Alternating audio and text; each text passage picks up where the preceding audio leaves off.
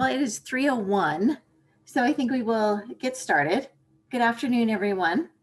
We have about 50 people joining us on the call. We know it's been a long week already, and it was a long night for many of us and for the country as a whole. So we appreciate you joining us today and appreciate the time you took out of your first week back, probably from vacation. We are going to cover a number of topics. We're going to stay right within the hour. And so feel free to come and go if you need to.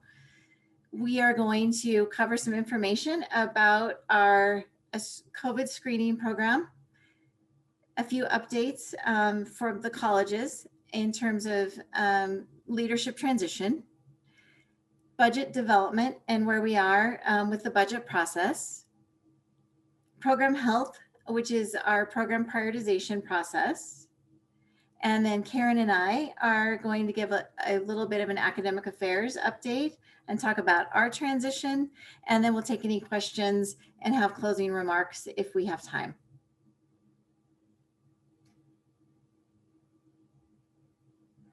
So the mandatory COVID screening program, you've all received emails about. Many of you have already been screened.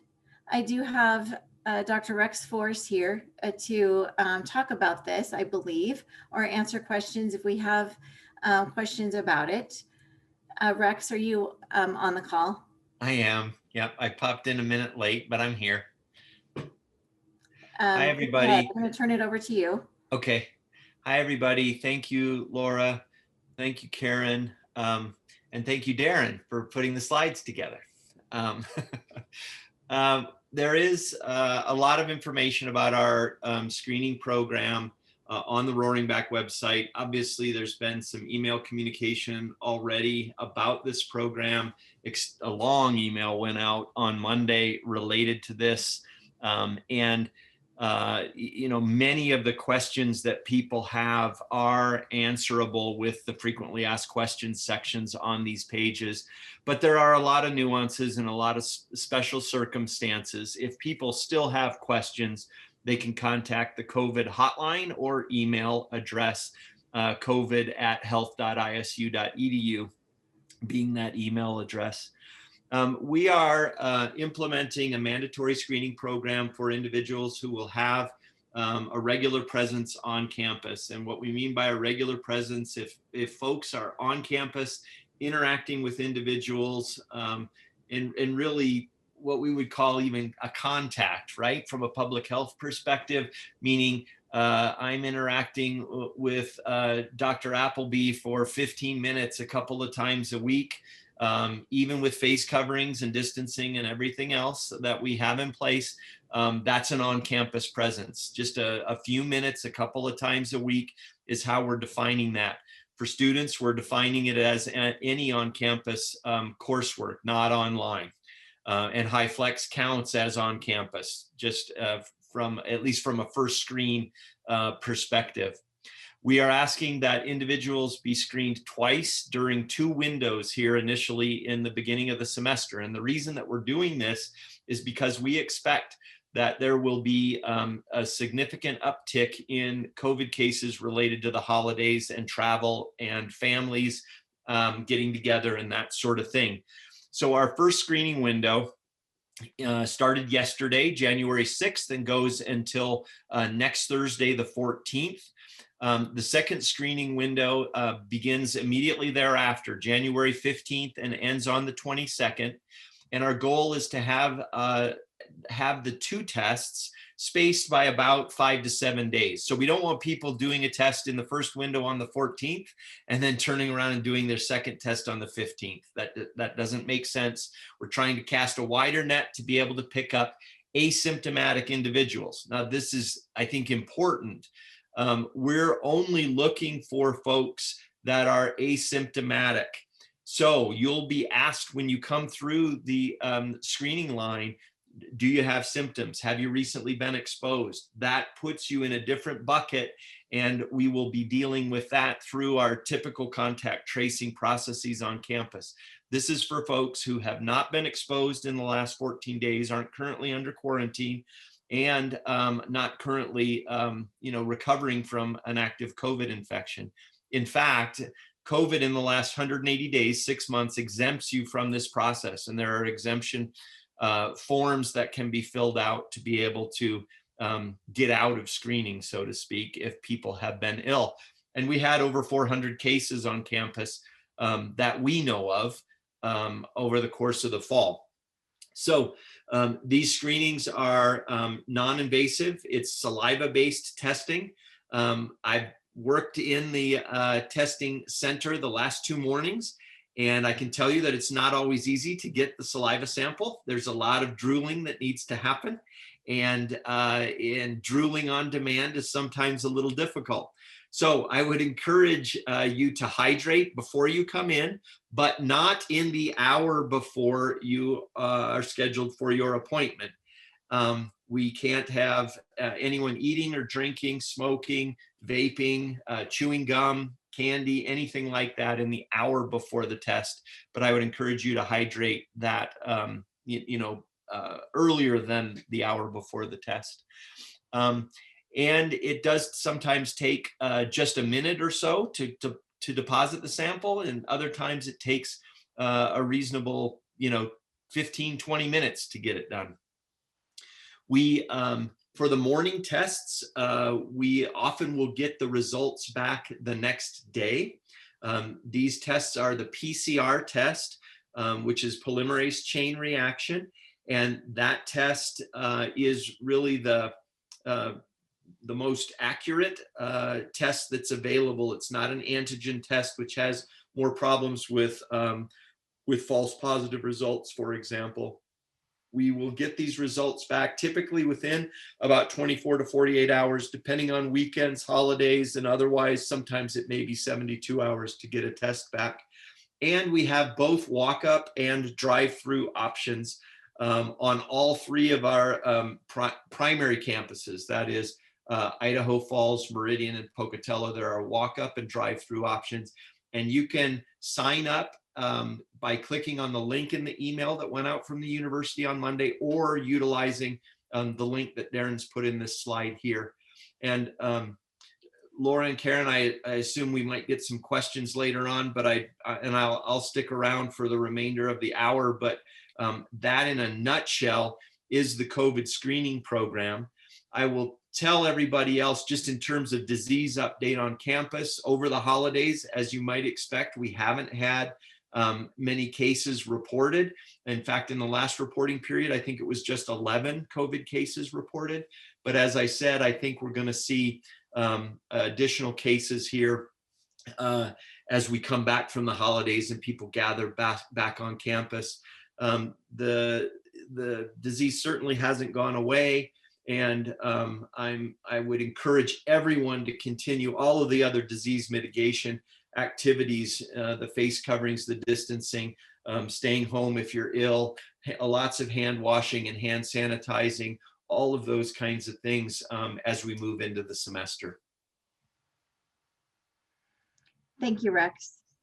And as Rex noted, there will be questions potentially at the end, and we should have plenty of time for those. Jenny Larimore is joining us again, and she will help us manage our questions and facilitate our chat box as well. We do have an update on face coverings, and I'm going to turn it over to Darren for that update. Go ahead, Darren. Thank you. Hey, everybody. So we have face coverings again this semester, as you well know. ISU is going to provide you one of the black ones. Again, the orange ones weren't as popular. I don't understand.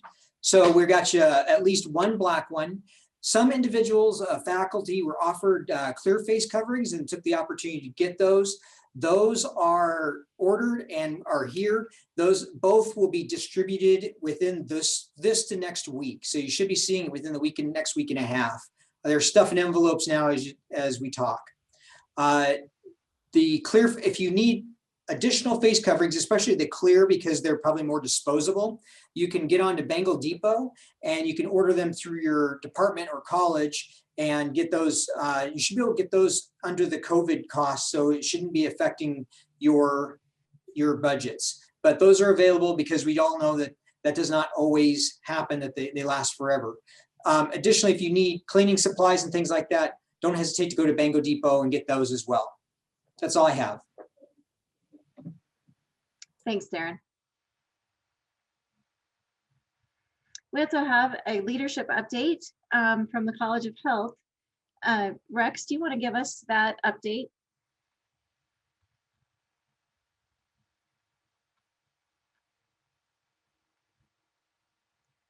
He may have stepped away for a moment,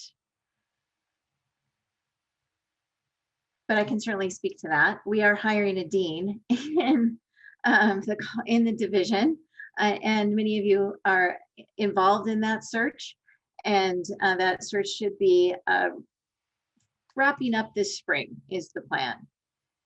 For College of Technology, as many of you know, Scott Rasmussen retires on January 15, and we are very excited that Debbie Ronnieberg has agreed to become interim dean. She's transitioning into that role now. We are in the process in the provost office of identifying a timeline for hiring a new dean. That's still to be determined, and Debbie has agreed graciously to serve in the interim role until a new dean is hired at some point down the road.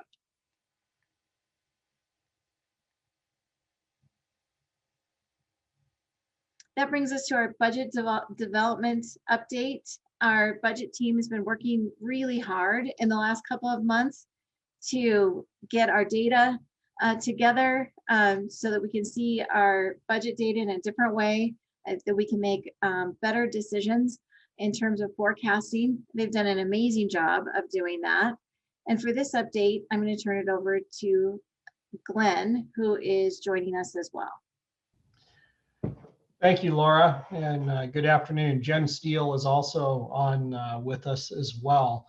And I just want to echo what Laura said, that the budget team has been just doing an amazing and fabulous job over the last several months of getting us ready for this budget cycle. We started off on a multi-year process to be more deliberate about our budget setting process and to really be open and transparent with the information we had, so that the leadership team across the university can make informed decisions about our budget going forward. And Jen's been a big piece of that. I'd also be remiss if I didn't mention that the enrollment management group, Stacy Phelan, and Lynn Reddington and others in their area have been working very hard at projecting enrollments so that we can have a firm starting point as we make our decisions. So with that, in January this month, we will have our initial budget projections. And what we mean by that is, what are our projected revenues for this year? And that's actually based on hard data and with some assumptions regarding enrollments. And so we'll build a budget, we'll build a revenue forecast for next year. We'll then look at what our base expenditures are for next year. And in that revenue build, we'll also be looking at what we expect to come out of the legislature. And so we will start the process with having a projected revenue and a projected expense, so we know where we are as we move forward.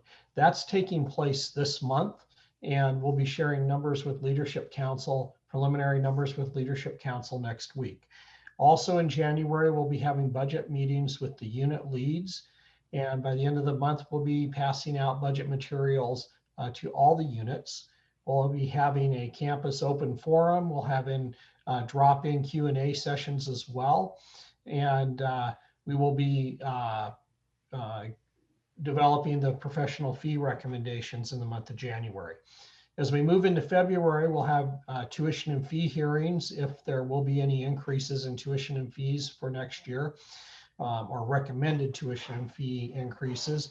We'll also be having an open forum or two in February and continue with the drop-in Q&A sessions. As we move into March, the unit budget materials will be due back into the budget office. And then we will have the facilities and IT project prioritization and approval take place, moving through Leadership Council and Admin Council. In April, we'll have unit budget presentations to Leadership Council. Leadership Council prioritization and recommendations will also take place in April. And then we will have final budget approval and budgets distributed to units by the end of May. So the timeline, while it may look aggressive, we are actually in very good position this year compared to prior years at the start. And I expect us to continue to make improvements as we move over the next couple of years. But this is what the timeline is for the spring. And then at the end, we'll be able to answer any questions. Thank you, Glenn. Mhm. Program health is our program prioritization process. As many of you know, this is a process that is required by the State Board of Ed. There is a program prioritization policy at the state board level. Our program prioritization process is in alignment with that policy, but it also utilizes metrics that were identified by and approved by the Faculty Senate. And I'm going to turn this over to Joanne Topol, who's been the lead person in the Provost's office for this process. So go ahead, Joanne. Okay, thank you, Laura. I'll just give a brief update on where we are now and what's left to accomplish. And as you know, last fall, you worked with your chairs and program directors to review your programs and use the new program health model to evaluate the programs. You scored your programs, crafted narratives about the factors that influence the scores.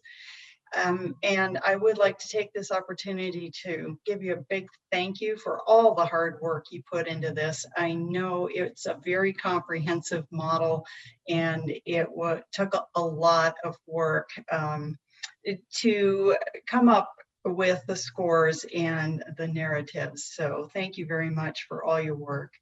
At this point, the deans should be finishing up their scoring and arriving at the quintiles. And as you know, we are required by the State Board of Education to place the programs into quintiles. This portion is due to academic affairs by January 15th. So what's next? Academic affairs will review the quintile lists and narratives from the colleges and create a master list that will be distributed to Faculty Senate, the Council of Deans, and Administrative Council. And they will have from January 30th to February 19th to review this information and provide feedback to the programs that are in quintiles 4 and 5 to use in developing action plans. And as you see on the slide, there are several options for programs in the 4th and 5th quintiles in constructing action plans and suggesting ways to support and shore up some of our programs.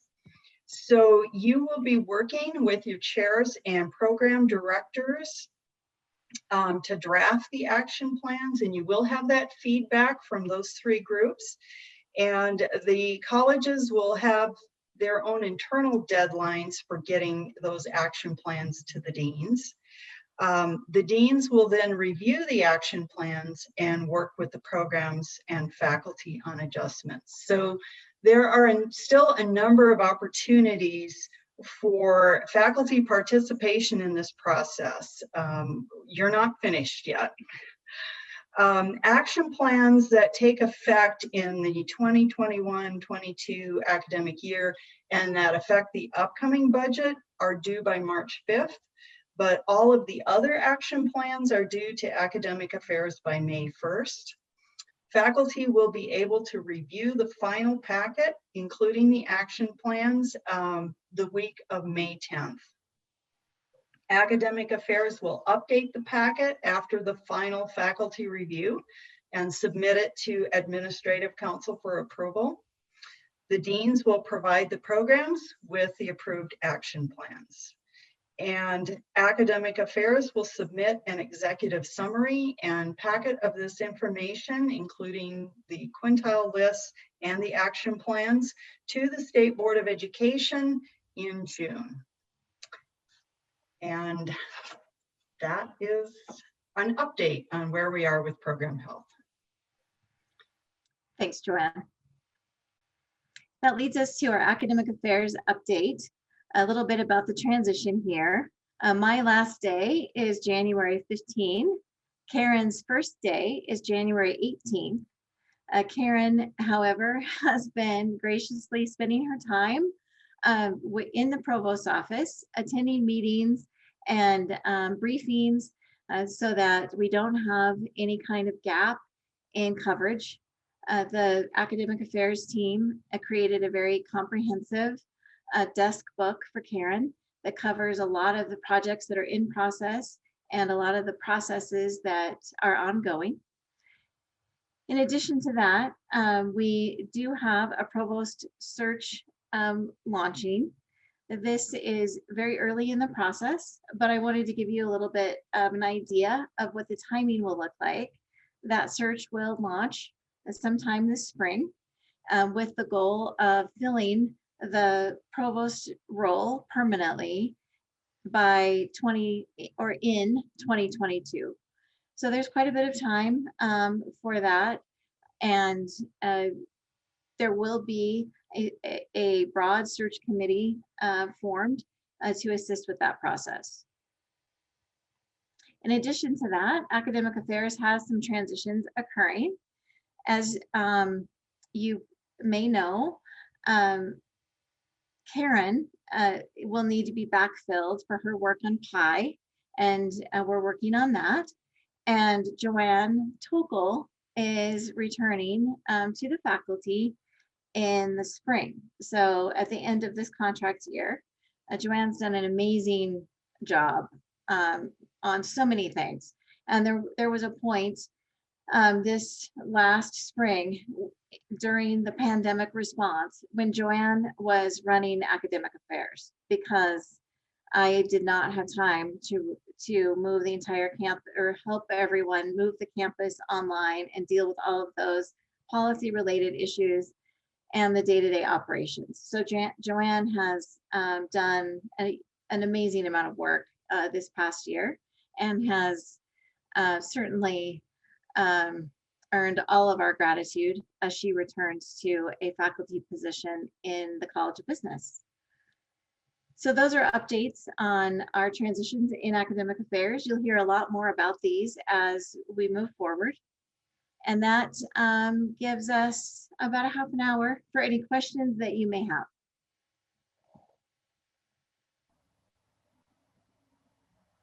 Excellent. Laura, I will jump right in. The first one I'm going to address to you. Is there any update on faculty application for promotion and tenure this year? I'm not sure exactly what that, if that refers to the raises themselves or to the process, but the process is moving forward. We are seeing those portfolios arrive in the provost office. Those are reviewed early in the spring in the provost office, and they go through a process that results in notification by the end of the spring term. There isn't any concern about continuity in that process, and we are also funding the promotion bumps this year without any concern about that. So hopefully that answers that question. Great, thank you. I'll let them ask any follow-ups if they have them. The next question I'm going to give to Rex. Rex, would you mind giving an update on the College of Health Dean? Sure. We are moving forward with the offer phase of that search, and hope to have that negotiation completed here in the next week or so. That's the short answer. It's moving forward. We have a very strong candidate, very interested in ISU. Excellent. Thank you, Rex. This next question is for Glenn, budget related. Will there be raises this year for faculty and staff? Last year, there were no raises for faculty and staff. Is that correct?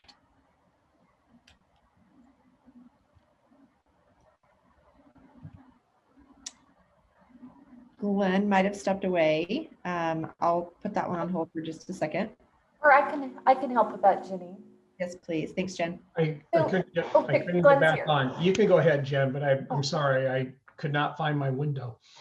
So, Oh, well, within the governor's budget that was moved forward, there is a 2% change in employee compensation built in for fiscal year 2022. The change in employee compensation was withheld for our current year due to the state budget deficit and the rescission. And there are ongoing talks about whether or not that will be implemented at some point. Glenn, is there anything more? yeah, I just, I want to make a clarification on the CEC. So the change in employee compensation, or CEC as it's affectionately known, is set by the legislature and administered by the Department of Human Resources underneath the Department of Financial Management. And last year, the legislature had approved a 2% CEC, but they did not give us money to cover the local funds portion of that. However, the university presidents worked with the legislature and with DHR, and we have a pool that's equal to 2% of our appropriated salary base. And so that doesn't equate to a 2% raise pool. The raise pool is somewhere between 1 and 1.5%. We were planning to implement that last spring. And then because of the financial situation of the state, the governor held that 1% back, or excuse me, held that CEC back, and no one in the state received those salary adjustments. In the current proposed budget to the legislature for this year, they have put the money in our base for the CEC that was to be given last year. That would signal to us that there is an intent that we would be able to distribute that next year. But that still has to be approved by the legislature. The second piece is that in the, there has been signals from the executive branch and the legislative branch that there may be a CEC component for next year's budget as well. But all of that has to go through the legislative process. So I guess that was the long answer first. The short answer is there's nothing at this point in time that will allow us to move forward with a salary adjustment. But that doesn't mean we're not interested in doing it or that it's off the table. Laura, anything you want to add to that?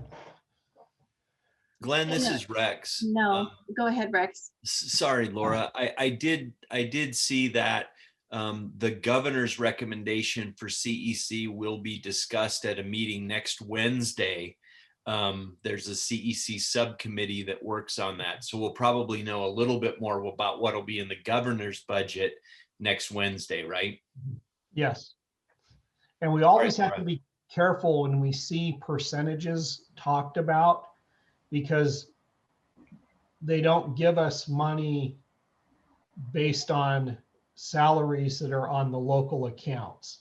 And so what we typically have to distribute is a little bit less than that percentage.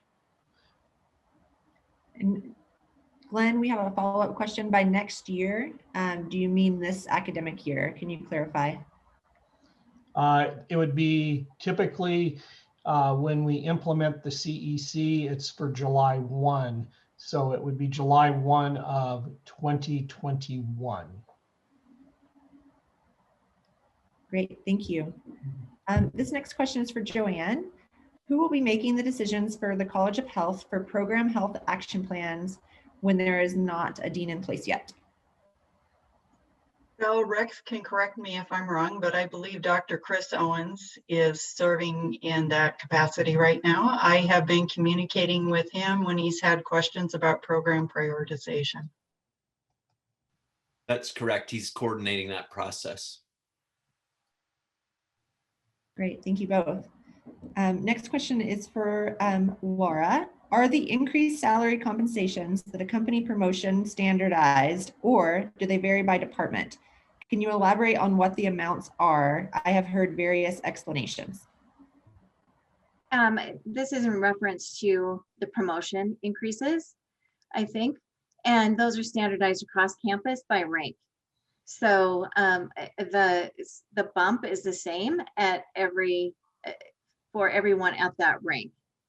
And we do have a list of what those are in the provost office, but they include the instructor ranks as well. So it's a pretty extensive list, but they are standardized campus-wide. Great, thanks, Laura. Next question will be for Karen. A statement, then a question. Karen, thank you for stepping in as interim provost. How is it going so far, and what can we do to support you in the coming months? Well, thank you for that question, and it's my pleasure to do this. I'm very honored to be stepping in right now, and it's going very well so far. As Laura said, Laura's been very generous with her knowledge and her time in helping get me up to speed, as has the entire academic affairs team, State Board of Education, and everybody else who I will start working with closely here pretty quickly. In order to support me, I think the biggest thing I need to know is how to support you.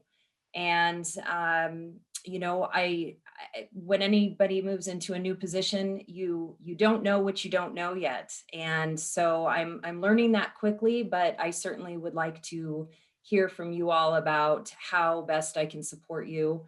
And we do have, as we've talked about today, we do have several critical priority objectives coming up quickly with program health, budget process, institutional accreditation in the fall. And any questions that you have, you know, I would like to know what those are so that I can be up to speed and as helpful as possible. So thank you for that. Thanks, Karen. Okay. Next question, back to Health Dean. Just to clarify, there will be no other candidates coming in for the College of Health Dean position. Would this person come in this semester before June 1? And I'm going to lean on Rex for that one. So that is correct. That there, at least at this point, are no other candidates coming in. This has partially been determined by travel during the COVID pandemic and a situation where we had a dean candidate that was able to come in early. And the second part of that question was what, Jenny? Sorry. The second part was, would this person come into this semester before June 1? Yeah, and start date has not been negotiated yet. Great, thank you. Laura, I will give you this next question. Will the program health reports that have been developed be available for campus-wide review? Some programs did not engage in faculty feedback until late December, so many faculty would like to see what was submitted. Yes, and Joanne can probably give you a little bit more detail, but those program reports will be available for review. They're going to multiple locations as well. After they go to the provost office, they'll go to the faculty senate and to leadership council. Now, certainly if a faculty member wants to see something that was generated in their own unit, we can certainly provide that as well. And with that, I'll turn that over to Joanne for some specific information about access. Yeah, absolutely. If you want to see any of the materials that were submitted for your program. They're all available in Box, and just let us know if you need access or contact your program director. They're able to share the folders as needed. And it was our intention that faculty members can see any of those materials that are posted in Box. It's all public information. So, but let us know if there's something we can do to help. And we will be reorganizing the narratives, action plans, and quintile lists into new Box folders, simply because what we have is so full already. So we're going to make it a little bit easier to navigate by starting fresh. There's a lot of information in those files, and so some faculty members have asked for all of them. But just as a trigger warning, there's a lot of information in those files, so we can help you navigate if you're looking for something specific. Also, those files will go back to the programs. So the expectation of the Provost's office is that program directors, chairs, and deans will engage with the faculty at every step of this process. So once these are reviewed by the Faculty Senate and by the Leadership Council, they will go back to the programs with some feedback. And at that point, faculty in the program should have another opportunity to review these materials and to make any changes, and to as well as to formulate action plans. Those really should originate with the faculty in the program. So that's our expectation, and that's how the process has been structured. If for some reason you're not receiving information, you can always reach out to us in the Provost's office, and we can assist with that process. Great, thanks, Laura. And we have a message for you. On behalf of all of us, I want to say thank you to Laura for her many years of service, her professionalism, and dedication to Idaho State University. We will miss your leadership, and best of luck moving forward. I appreciate that very much. I'm trying not to be emotional on these last weeks. I'm excited about my new opportunities, but it is with a heavy heart that I leave the people that have really made a difference in the lives of our students and in each other. It's what makes ISU the great place that it is, and it's what sets us apart. And with those are the things that I will miss the most, and it's what I'm the most proud of as well, watching all of you and the huge accomplishments that you all have had over the years that I've had the privilege of being in the Provost's office. It is such a privilege to get to see the wide swath of activity in the institution. So few people get that benefit. Many of you know what's happening in your colleges and in your programs. And in the Provost's office, we have the great privilege of seeing what all of you do. And it is just a tremendous asset to our students, to the state, and to the world. And perhaps, today I am more conscious than ever of the importance that higher ed plays in the greater world, and the value that we bring to society. And that's something that I hope that we can all hold on to in the midst of what has been a pretty rough time. But I appreciate the well wishes. Many of you have sent me some very inspiring notes, and I am working my way through responding to all of those. So that is my goal over the next couple of weeks, is to make sure I respond to everything. So thank you.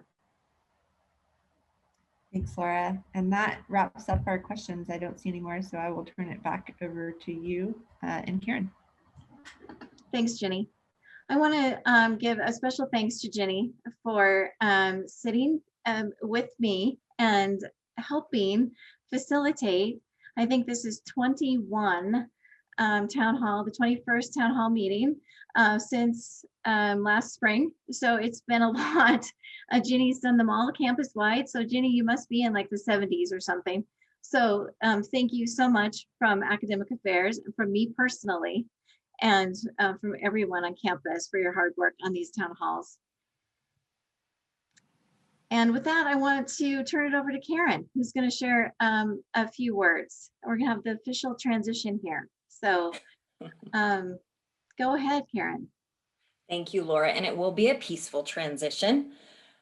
Promise to everybody. And thank you all for coming today. And of course, I am very honored. And as Laura used the term privileged, and I feel very privileged to have the opportunity to serve ISU and everybody here as the interim provost. So I am very excited to continue to support all of the positive progress, all of the exciting initiatives that Laura, the academic affairs team, the deans, the VPs, and all of you and your faculty and staff have started.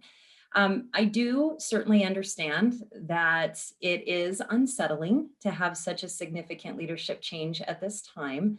You know, not only are we losing a steadfast, trusted, loyal, and incredibly knowledgeable leader and Bengal in Laura, and then Joanne in the summer. But as we've talked a lot about today, we do have critical priorities sort of knocking at our door with program health and accreditation and those pieces. But I want you all to know that I would not have accepted this role unless I was prepared for and confident in my ability to prepare us and lead us successfully through those priorities. And will continue to do so with Laura's support and of course, all of the outstanding work that has been done by the academic affairs team, the VPs, the deans, and all of you. We are still, of course, working through our COVID planning for this and upcoming semesters as we adapt to what seems to be an always rapidly changing health landscape in our universe right now. But having taught through the pandemic over the last 3 semesters in the spring, the summer, and the fall, I have a firsthand understanding of the challenges that faculty are facing, both emotional and operational in the classrooms. And I look back on my teaching over the past 3 semesters, and I'm very proud of, the work that we all have been able to do, and the successes that I've had in my class with this heavy lift classes, with this heavy lift of moving things through. But I also look back and think, there are some opportunities for improvement there. So I want you all to know, I mean, in terms of my classes, so I want you all to know that I am, of course, always committed to faculty support and making sure that you have what you need to work through the pandemic, however long that lasts, to ensure that our students continue to have the rigorous, the meaningful, the authentic learning experiences that they have come to expect from an education at ISU. But outside of those priority initiatives, one of the things that I want you all to know that I'm looking most forward to in this role, and Laura just talked about this, but it's learning more about all of the programs, the units and the departments on campus. One of my favorite things in my 17 years at ISU as a faculty member, as an administrator, as a teacher, has been to connect and coordinate with other units on campus and do research with other faculty members and get to serve your students and just learn what's going on in everybody else's academic worlds outside of my own. And this role will give me a great opportunity to gain that wider institutional lens, so I can help champion and support our programs and our students. So at any time, I welcome the opportunity to visit with you all about your units, and I want to know what your students are up to. I'd love to come see your students and research days and things like that. So please include me on your invitations for that. So I will just wrap up quickly by thanking you all for giving me the opportunity to serve you and to serve your students. And I'm very grateful and looking forward to it.